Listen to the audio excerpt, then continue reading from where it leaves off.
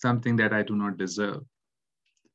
Divyanam Prabhu has been very generous for his words, very kind to say such kind words to us.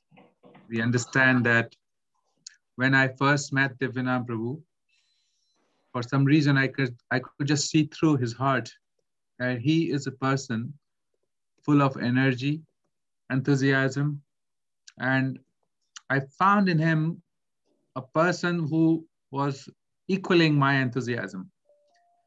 Those days were different. And when I met him and I met him more, I definitely knew his heart. I definitely knew he's a devotee. I definitely knew he will be very empowered and he will do wondrous services in the future. I had this intuition in the mind.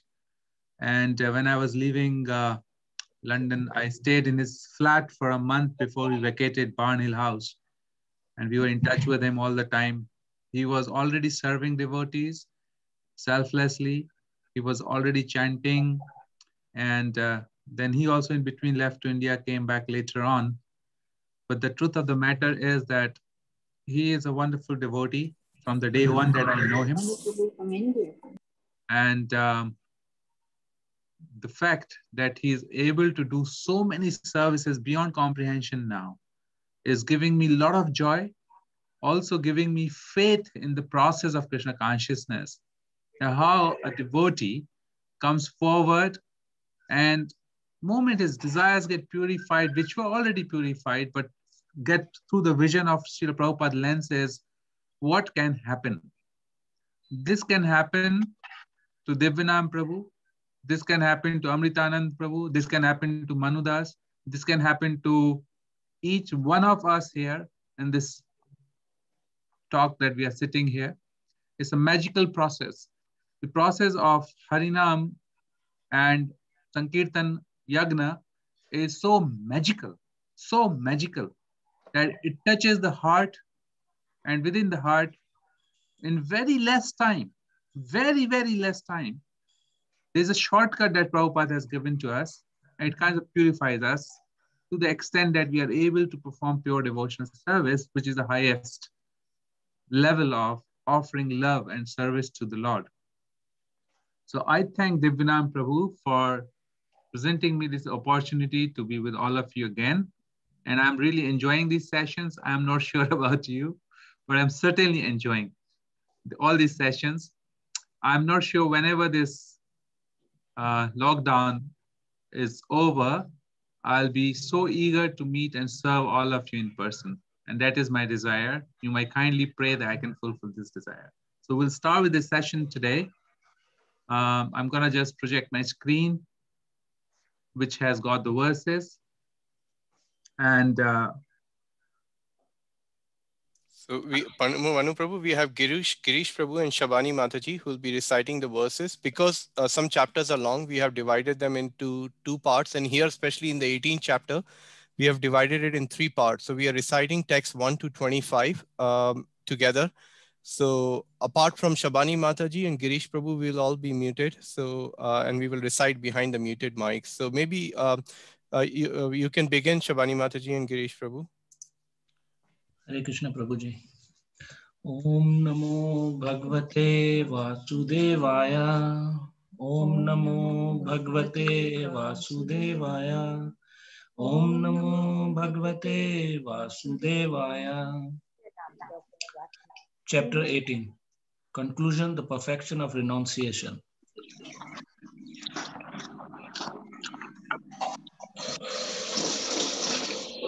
Manu Prabhu, sorry, you may want to mute everybody, and then Shabani Mataji and Girish Prabhu can unmute themselves, Prabhu, again. Sorry. Thank you, Prabhu.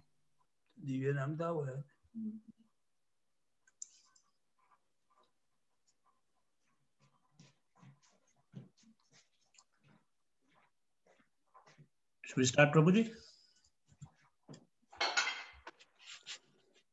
Text 1.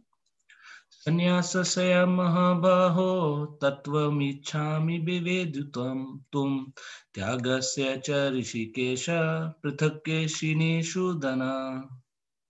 Arjuna said, O mighty armed one, I wish to understand the purpose of renunciation, tyaga, and of the renounced order of life, sannyasa. O killer of the Keshi demon, master of the senses. Text 2. Kamyanam karmananam nyasam sannyasam kavyo vidu sarvakarm fal tyagam prahustyagam vichakshanaha. The Supreme Personality of Godhead said, the giving up of activities that are based on material desire is what a great learned man call the renounced order of life, sannyasa. And giving up the results of all activities is what the wise call renunciation, tyaga. Text 3. Tyajayam doshvadityake karm prahun maniषिणः यज्ञदान tapa karma na tyajayamiti chapare. Some learned men declare that all kinds of fruitive activities should be given up as faulty. Yet other sages maintain that acts of sacrifice, charity, and penance should never be abandoned. Text 4. निश्चयं शृणु मे तत्र त्यागे भरत सततमं त्यागो हि पुरुष व्याघ्रः त्रिविधिः प्रकीर्तितः. O best of the Bharatas, now hear my judgment about renunciation. O tiger among men, renunciation is declared in scriptures to be of three kinds. Text 5. यज्ञ दान तप कर्म न त्याज्यं कार्यमेव तत् यज्ञोदानं तपश्चैव पावनानि मनीषिणाम्.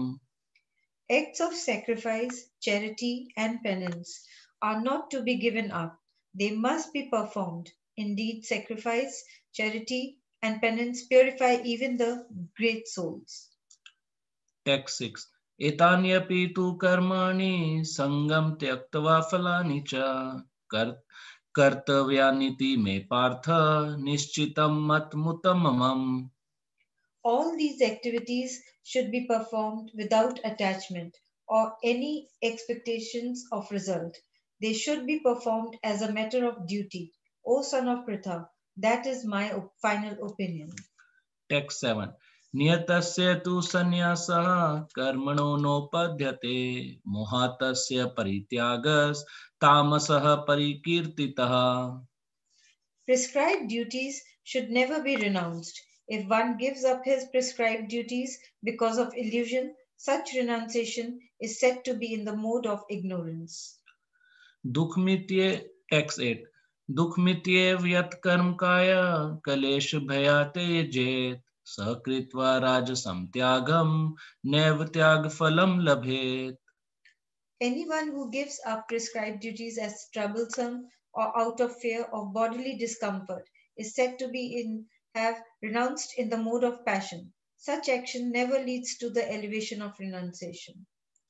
Text 9.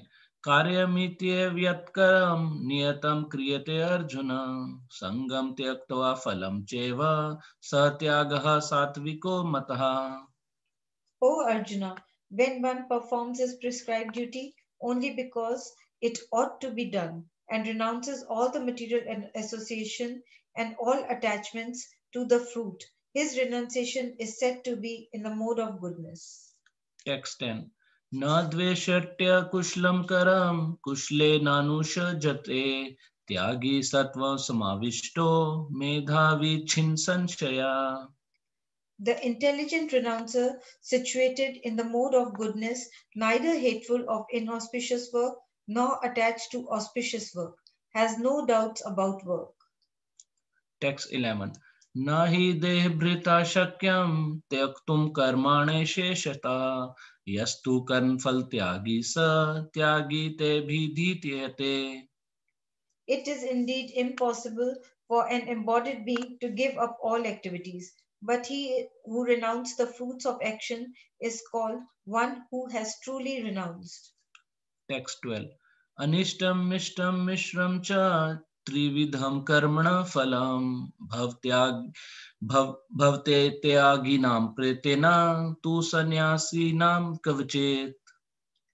For one who is not renounced, the threefold fruits of action, desirable and undesirable and mixed, accrue after death. But those who are in the renounced order of life have no such result to suffer or enjoy. Text 13. पचेतानि महाबाहो कारणानि निबोध मे सांख्ये कृतान्ते प्रोक्तानि सिद्धहे सर्वकर्मणाम्. O mighty armed Arjuna, according to the Vedanta, there are 5 causes of accomplishment of all action. Now learn of these from me. Text 14.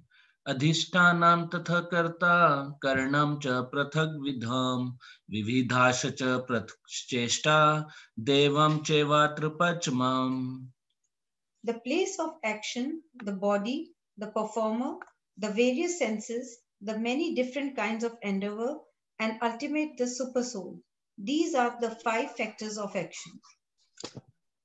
Text 15. शरीरवाङ् मनोभिर्यक् कर्म प्रारभते नरः न्यायं वा विपरीतं वा पच्यते तस्य हेतवः. Whatever right or wrong action a man performs by body, mind, or speech is caused by these 5 factors. Text 16. तत्रैवं सति कर्तारमात्मानं केवलं तु यः पश्यत्य कृत बुद्धित्वान् स पश्यति दुर्मतिः.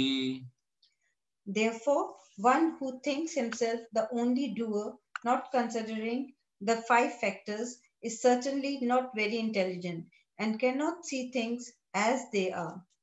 Text 17. यस्य नहं कृतो भावो बुद्धिर्यस्य न लिप्यते हत्वापि स इमं लोकान् हन्ति न निबध्यते. One who is not motivated by false ego, whose intelligence is not entangled, though he kills men and in this world, does not kill, nor is he bound by his actions. Text 18. ज्ञानं ज्ञेयं परिज्ञाता त्रिविधा कर्म चोदना कर्णं करम कर्तेति त्रिविधः विधिः कर्म संग्रह. Knowledge, the object of knowledge, and the knower are the 3 factors that motivate action. The senses, the work, and the doer are the 3 constituents of action. Text 19. ज्ञानं कर्म च कर्ता च त्रिदेवे गुणभेदतः प्रोच्यते गुणसंख्याने यथा वृक्षणु तान्यपि. According to the 3 different modes of material nature, there are 3 kinds of knowledge, action, and performer of action. Now hear of them from me. Text 20. सर्वभूतेषु येनैकं भावमयं यमीक्षते अविभक्तं विभक्तेषु तज्ज्ञानं विधि सात्विकम्. That knowledge by which one undivided spiritual nature is seen in all living entities, though they are divided into innumerable forms, you should understand to be in the mode of goodness. Text 21. पृथक्त्वेन तु यज्ञानं नाना भावान् पृथग्विधान् वेति सर्वेषु भूतेषु तज्ज्ञानं विधिराजसम्. That knowledge by which one sees that in every different body there is a different type of living entity, who should understand to be in the mode of passion. Text 22. यतु कृत्सन् वदेकस्मिन् कार्ये सत्कं हेतुकम् अतत्वार्थं वदल्पं च ततां समुदाहृतम्. And that knowledge by which one is attached to one kind of work as the all in all, without knowledge of the truth, and which is very meager, is said to be in the mode of darkness. Text 23.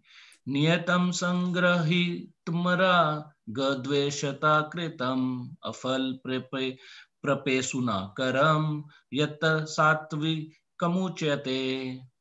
That action which is regulated and which is performed without attachment, without love or hatred, and without desire for fruitive results, is said to be in the mode of goodness.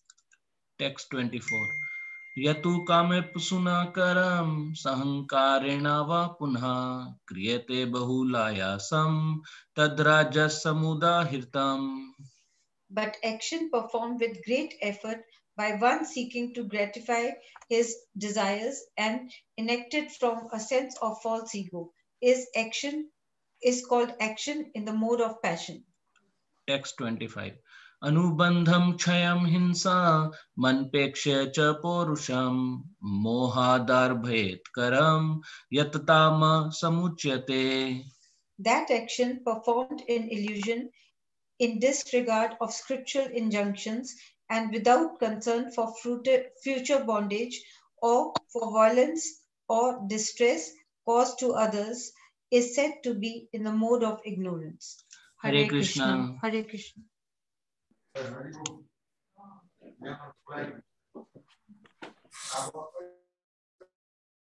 Hare Krishna, thank you very much. Everybody else can go on the mute if they have something to talk. Very nicely read all the verses. I very much want to thank everybody. Before we go into the prayers, I would recite the Mangala Charan. May I request everybody to go on the mute?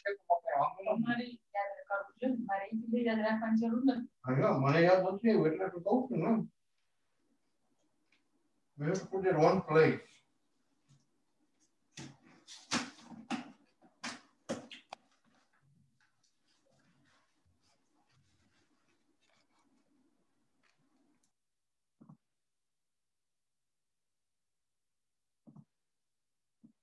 Okay, I've just tried to mute everybody. Thank you. Can you all hear me? I think you can.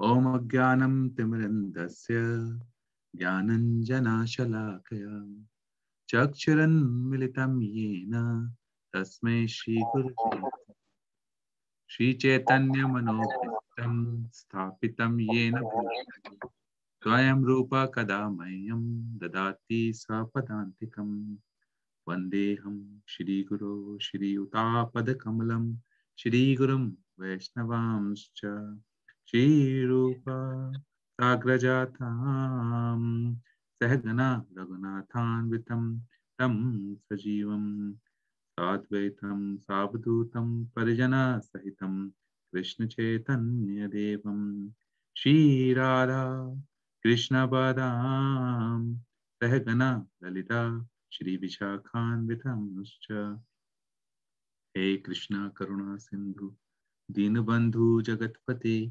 Gopesha Gopika Kanta Radha Kanta Namostute Tapta Kanchana Gaurangi Shri Radhe Vrindavaneshwari Vrishabhanum Sute Devi Pranamami Hari Priye Vancha Kalpatarubhyascha Kripa Sindhuva Evacha Patitanam Papnebhyo Vaishnavebhyo Namo Namaha Jai Shri Krishna Chaitanya Prabhu Nityananda Shri Advaita Gadadhara Srivasadi Gaura Bhakta Vrinda Hare Krishna Krishna Krishna Hare Hare Hare Rama Rama Rama Hare Hare.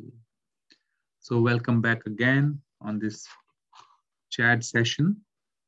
We are reading from Bhagavad Gita chapter 18 and verse 11. I'll just read the verse again. No, verse 13, I believe. Just a moment. It's not the verse, right verse.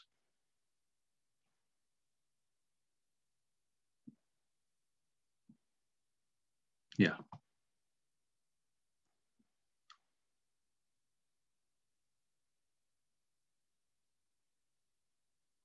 Panchitani Mahabhavo Karanani Nibodh me Sankhya Kirtante Proktani Siddhiye Sarva Karmanam.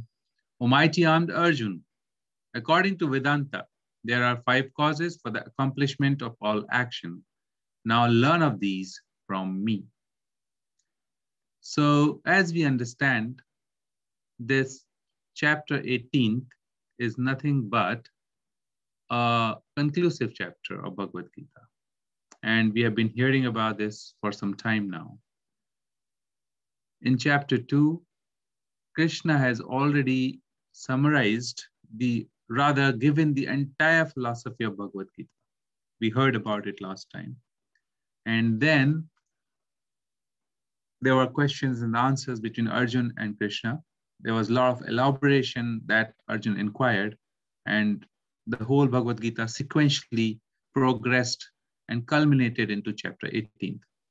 Now in chapter 18, there are things which are already discussed in all the other chapters. At this point in time, there is a dialogue between Krishna and Arjun around the three modes of material nature. And it does not start from here. It starts from the conversation that Arjun is seeking more clarification. In our last session also, I opened up these verses. He was slightly confused between Tyag and Sannyasa. And now in this verse, for example, 5:13, Sarva karmani manasa sannyasasте sukham vasi navadvare pure dehi na eva kurvanna kareyan. So Krishna is telling Arjun that if you mentally renounce, manasa, mentally, sannyasaste, you renounce all the actions, you can easily reside happily in the city of 9 gates, which is nothing but the material body.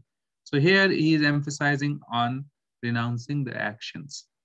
Whereas we see in Bhagavad Gita 4:20, Krishna is saying, Takta karma phala sangam, Takta karma phala sangam, nitta tapto nirashrayaha, karmani karmani abhipravarto api na eva kinchit karoti saha. Saying, karma phala sangha, tyaktva, you renounce the fruits of your activities, abandoning all attachments to the result of the activity, and that will be very satisfying. He performs. So Krishna is now giving mixed kind of information. So Arjuna is seeking in this chapter that Krishna, are these two different buckets, two different things, just like a mountain and a tree, or they are one thing, just like Kauravas and Kurus and Kauravas. So this clarity, Krishna is elaborating on this particular question from Arjuna. And in his opinion, he is mentioning that renunciation, you cannot stay without working. You cannot stay without action. So how can somebody renounce the actions? He's saying that's not possible. You will act. I was thinking about this, that how will you act? Even if people say that, okay, we will not act by our senses and, we will not move maybe for a day, 2 or 3. Even when they're not moving, even when they're not speaking, something is still working. And all the internal organs, the bodily activities are still being performed. The heart is pumping, the stomach is digesting, mind is thinking. All the activities which are involuntary within the body are happening. You cannot stop activity which are already happening. So Krishna is saying that if you give up all the activities, then that is not a good renunciation. So giving up activity is not even an option. Rather, you definitely must do these 3 activities: yajna, dan, and tap. Yajna, dan, tapah, karma, na tyajyam, karyam eva tat. These 3, na tyajyam, you do not give up these 3. Yajna, dan, and tap, which is sacrifice, charity, and penances. You don't give up these 3 activities. And we discussed what are these 3 activities as in the context of us as devotees. We do Sankirtan Yagna, we chant holy names of the Lord. We give prasadam, we give charities for the cause of Krishna consciousness. That's what purifies our karma, because our fruits of our karma, which is our money, is getting utilized in the service of Krishna. In whatever extent, to whatever way we can do, we do that. And tapaha, we do certain austerities. We believe in that we will not kill animals to eat them, we will not kill animals at all. And we will not eat, we will not be doing gambling, we will not be doing intoxications, and will not be getting involved in illicit sex. So these are, and we will performing some Ekadashi, Vrata, and things like that. So this is our austerity. Now Krishna is saying, don't give up these things. If you give up these things, then you are a mithyachari. You are not a, you are a,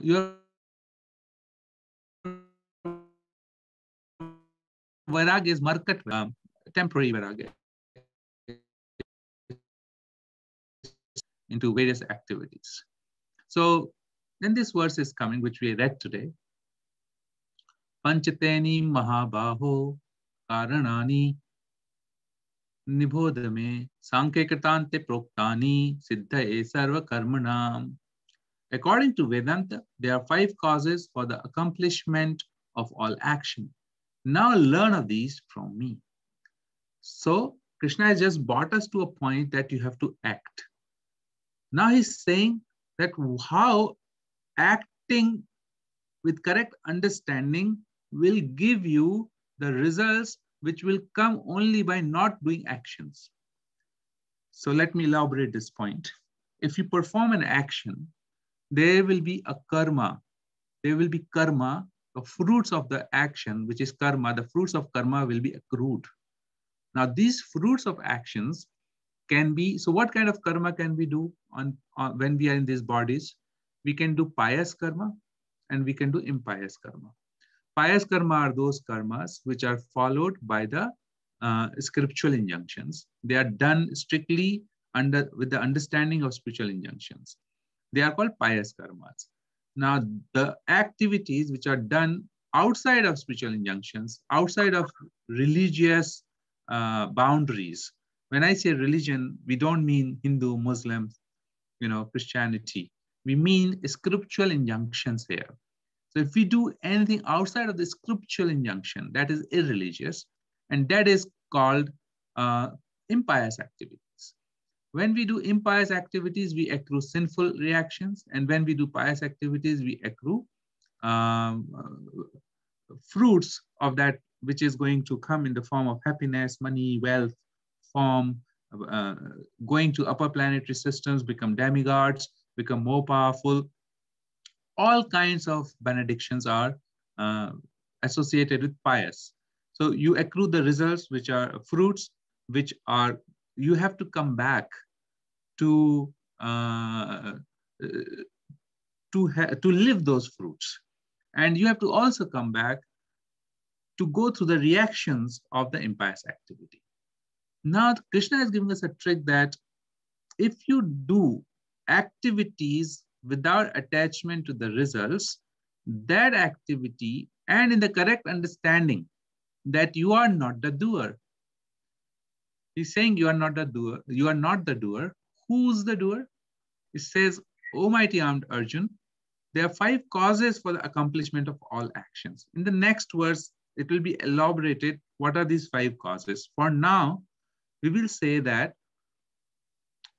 there's a beautiful commentary in the book, which is written by His Grace Bhurijan Prabhu. I'll strongly recommend a commentary on Bhagavad Gita, Surrender Unto Me. It is said that by Baladev Vidyabhushan is pointing out, it's not that we are puppets. Lord, Supreme Lord has awarded us a body. And within that body, there sits a soul, there sits a super soul. He has given us the senses, he's given us this mind, and through senses, we can perform actions. So we have the degree of free will. However, we are not the only decision makers. The decision making and the endeavors to achieve what we want to do comes from other elements, which is in the next verse. So being super soul being the primeval cause of allowing those activities or endeavors. So we know this verse, Prakriti Kriya Manani Gune Karmani Sarvashaha Ahankar Vimoodatma Kartaham Iti Manyate. So out of false understanding, false ego, false identity, Ahankar, Vimoodatma, one who is not intelligence, Ahankar Vimoodatma Karta Aham Iti Manyate. He thinks that I am the doer, I am the Karta. But who is the Karta? 3 modes of material nature. Prakriti Kriya Manani. This Prakriti is made of 3 modes of material nature, mode of ignorance, mode of passion, mode of goodness. Gune karvani sarvashaha. Ahankar vimoodatma kartaham iti manyate. So this principle of that I am not the doer, But how do I believe in it? I'm not the doer. Who is the doer? So then the question comes that, have I got a free will? The answer is yes. Then how come I am not the doer? That is what Krishna is explaining, that you may desire, but you cannot endeavor for those desires unless you have a body, unless you have senses, unless you are guided by the Supreme Soul.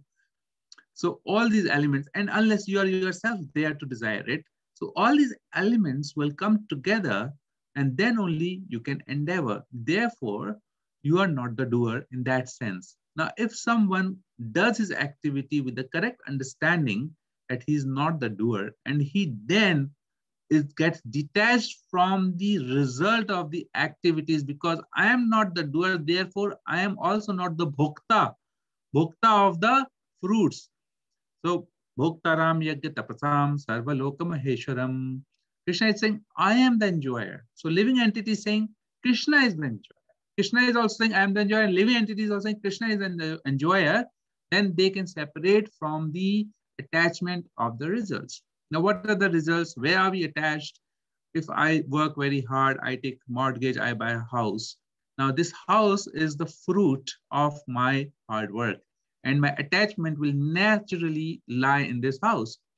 Anything that goes wrong to the house, anything that, if somebody comes and say that, okay, this house does not belong to you anymore, all will this cause a lot of pain to us, as much pain as if the house is my own body.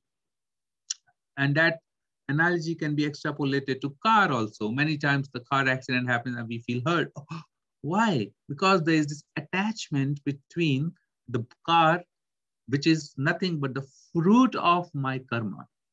So Krishna is saying that we shouldn't give up these three activities, which is the activities of tapa, activities of sacrifice and charity. So I just want to, at this point in time, quickly go through that, how a pure devotee acts in the material world. This is the story from Prabhupada, your ever well-wisher, this book here. In the story, we have come to the place, or in the Leela pastimes, we have come to a stage where Radha Landaneshwar is already installed. And I'm going to read one paragraph from here for a clear understanding. This was the culmination of months of effort. Actually, years of planning had preceded this auspicious occasion. 100 years before, Bhaktivinoda Thakur had hoped for the day when Krishna consciousness would come to England. And Srila Bhaktisiddhanta Saraswati had also desired it. Now that an authorized temple of Radha and Krishna was preaching Krishna consciousness in London, it was a historic occasion for Gaudiya Vaishnavism. A long-standing order for the previous acharyas had been fulfilled. Prabhupada has sent invitations to several of his god brothers in India. Prabhupada was 73. He had now opened 21 temples in 3 years.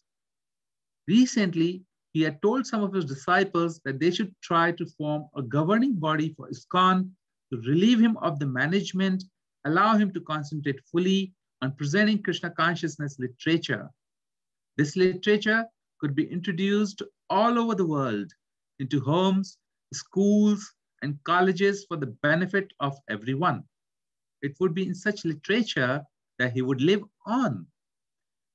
How much time he had left in this world, he did not know, he said, but he wanted to go on serving and trying to please his Guru Maharaj life after life. So this is an important bit. ISKCON was just beginning to grow. Prabhupada wanted to open not just a few temples, but at least 108. His world traveling and book printing were just beginning. And like everything else, the number of disciples would increase. The prestige of his movement would increase, and with it, opposition from the atheists will also increase. Krishna consciousness was growing, and Prabhupada was on the forefront. All around I see bright, he said, that is the glory of Krishna. He saw himself as a servant of his spiritual master. The bright future was in Krishna's hands.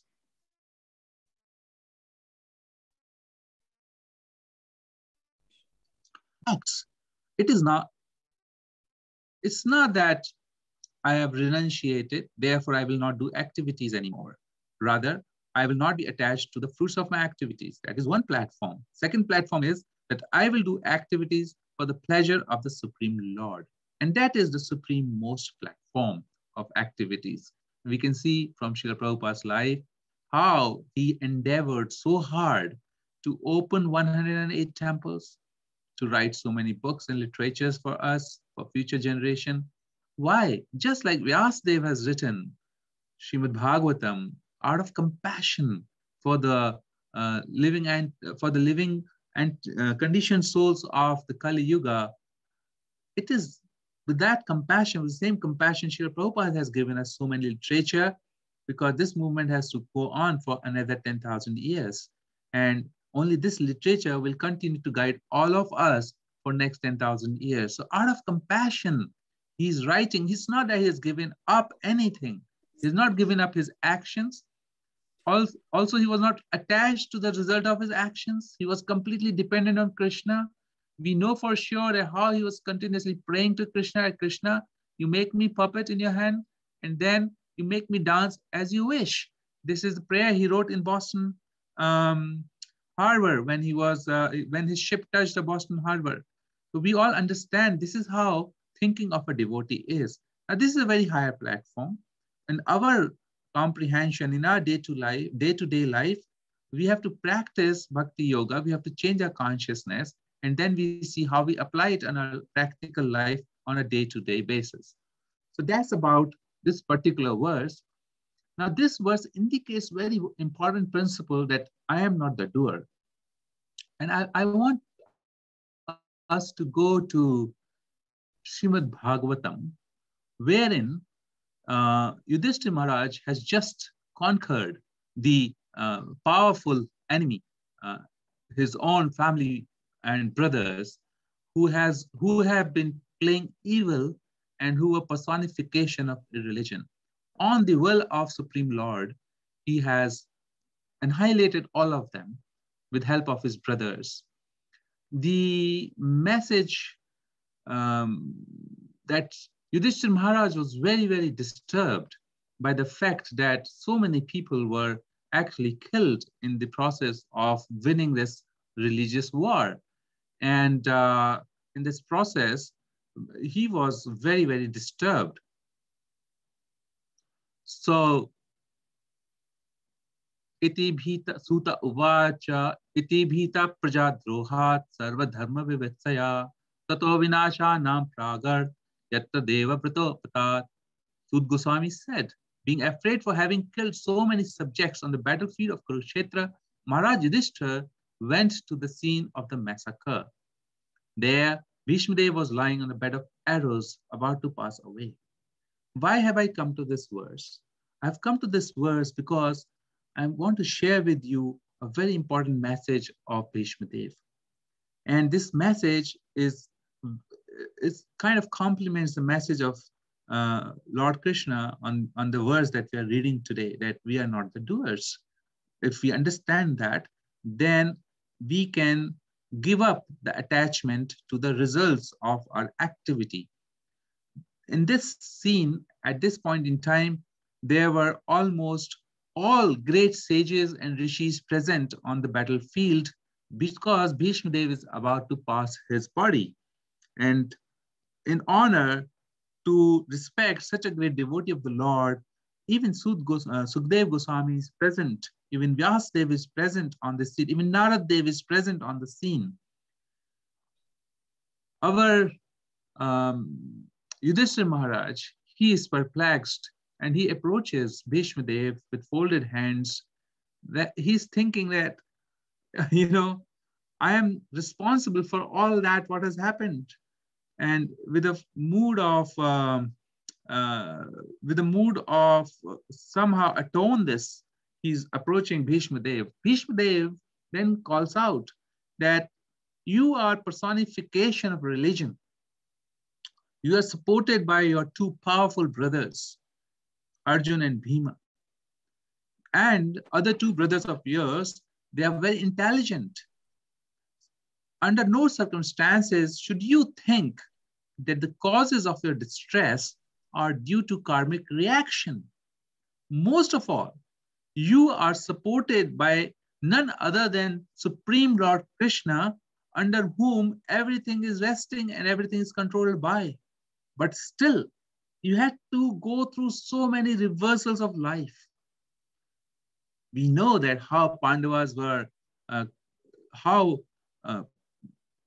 Kauravas conspired against Pandavas and asked them to leave the kingdom to go and live in Khandav, in Lakhagraha, and how they had to leave that Lakhagraha, burn the Lakhagraha, and leave from here through the tunnel which was dug under the earth, and thereafter they reached into a forest. Now, all of this was happening, and all the Pandavas, they became homeless in just a very short duration of time.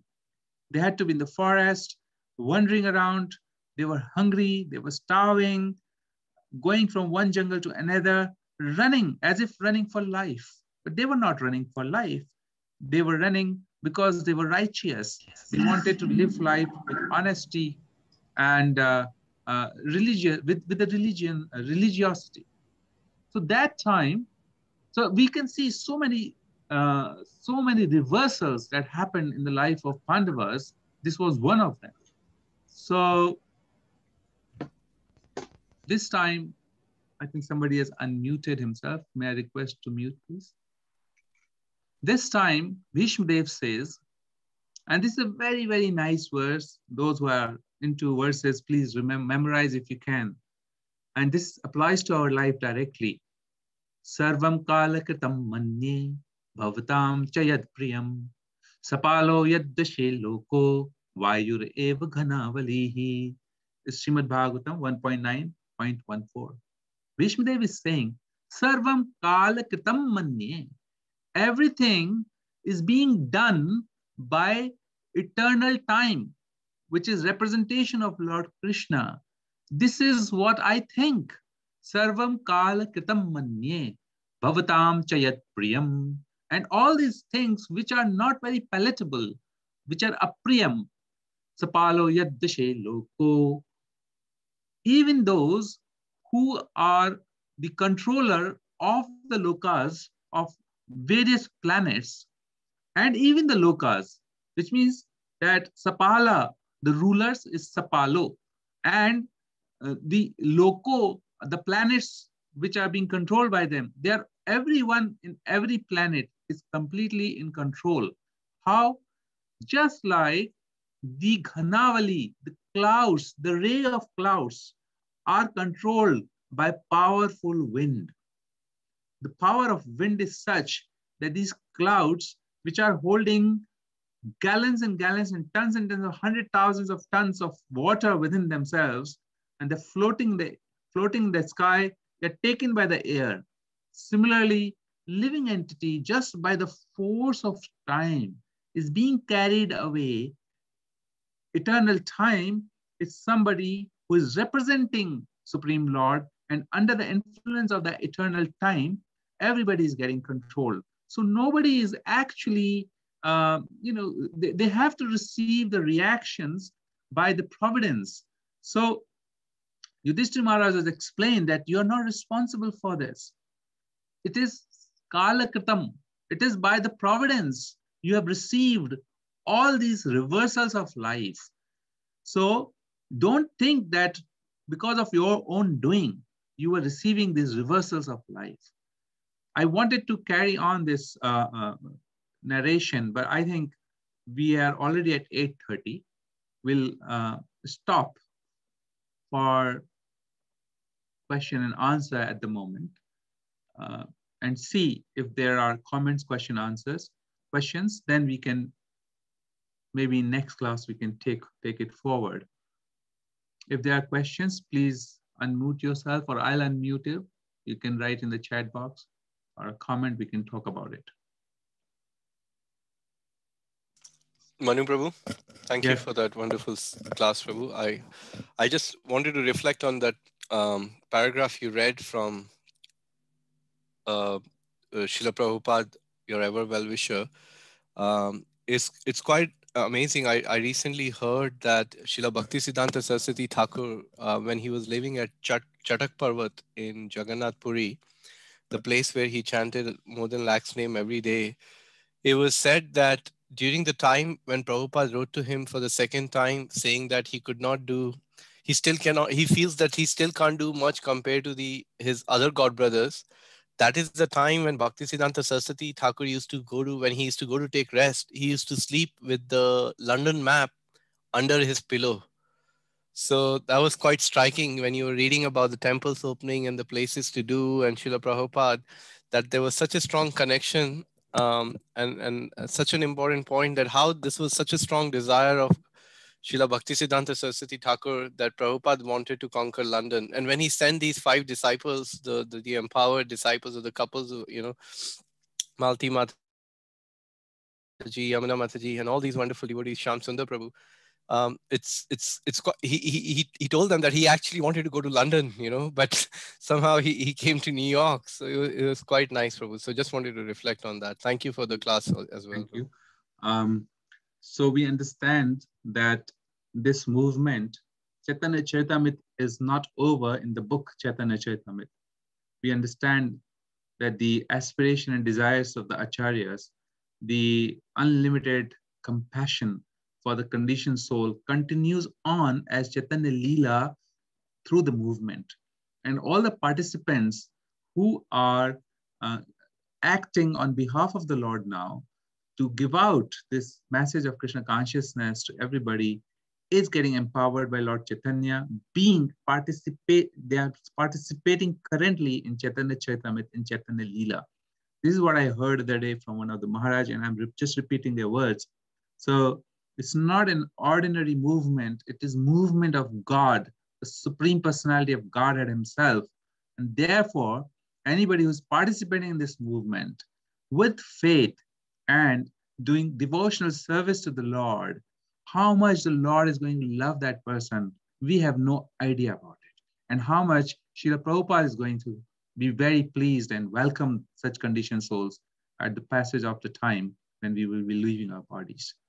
So thank you for sharing that, Divyanand Prabhu. I didn't know that Bhaktisiddhanta Saraswati Maharaj took the map of London under his pillow, so thanks for that. Any other question or comment on the philosophy of attachment to the fruits, or renounce the activities in the world?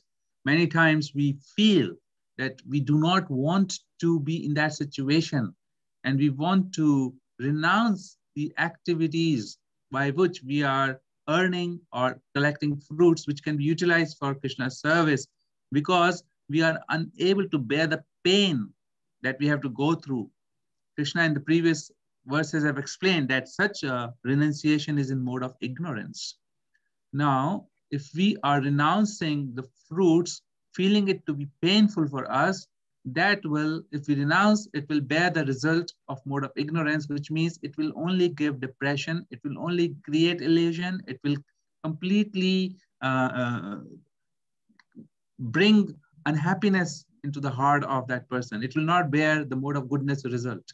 Whereas renunciation in the mode of goodness means that you are engaged in the service of the Lord wherever you are, and you are offering those fruits to the Lord, hence you're not attached to the fruits of the Lord. And this will bear transcendental results.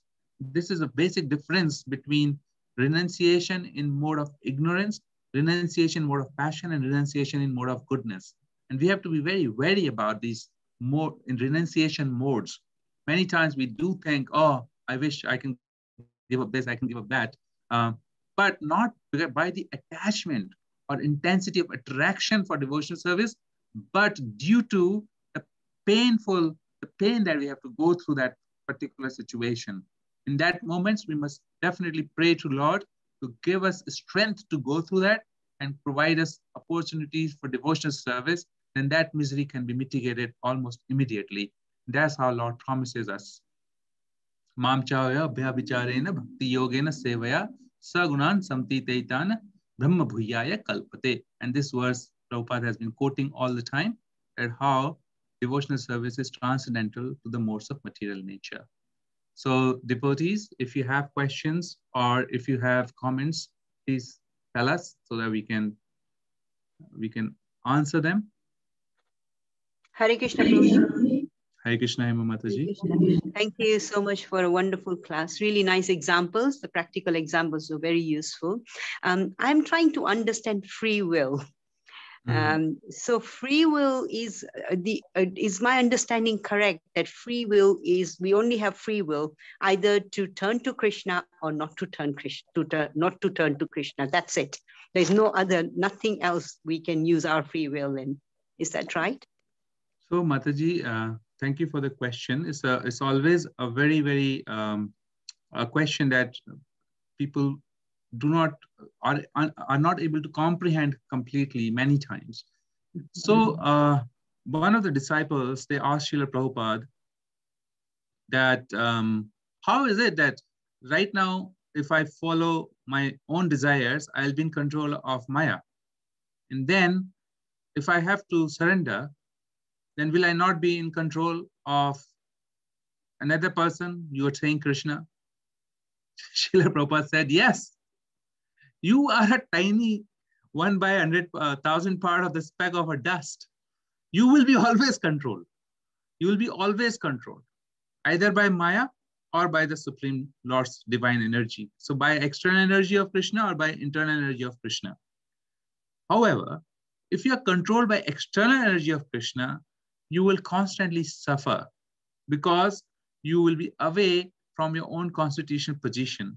Whereas if you are in the internal energy of Krishna, you'll be happy always, just like fish in the water, because you will be in your own original constitutional position of serving the Lord.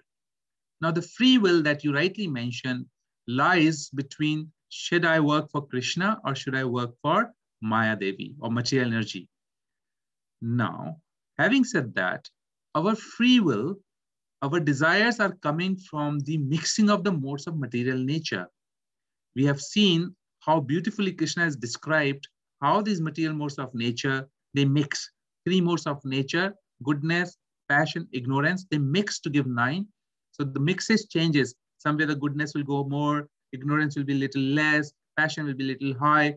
And all of these change of the mixes, the percentage of the mixes, they constitute certain natures.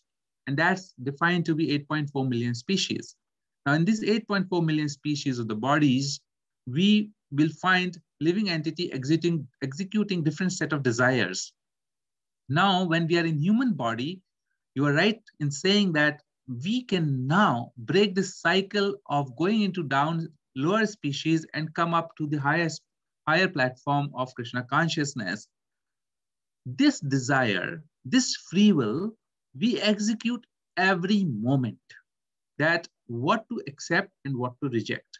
Our mind is designed to function in this way. We are a mechanical body with a spirit soul within, who is able to feel and desire. In this mechanical body, our mind is designed to reject or accept. Krishna consciousness teaches us anything that reminds you of Krishna, that takes you closer to Krishna, you must accept. That's the principle of devotional service. Anything that takes you away from Krishna, that will take you away from your service, whether, even though it is like apparently seemingly going closer to Krishna on the physical platform, but mentally our devotional services will be taken away, will be crippled of those services. In these 2 decisions, we have to reject something which is going to take us away from Krishna's service. We have to reject it, however good or luring it is. And similarly, however difficult it is, we have to then accept in such a situation where we have devotional service, we have association of devotees, and that is, even though materially we may feel apparently that I'm not going to gain here much. I will not get name, fame, glories, money, but that decision is good decision. And that's where every moment, every day, we are making this decision, and that's where our free will comes into picture. So thank you for that point. I hope I have clarified a bit more the point that you made, Mataji. Yes, Prabhuji, thank you so much. Yeah, thank you.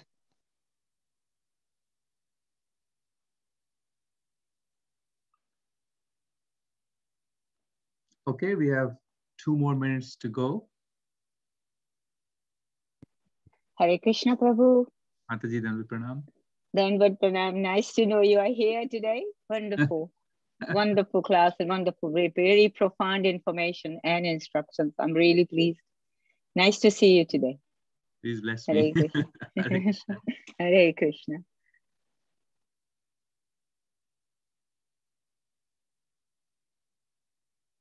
Okay. I don't see more. Hare Krishna. Hare Krishna, Prabhuji. This is Chandra Chaitanya.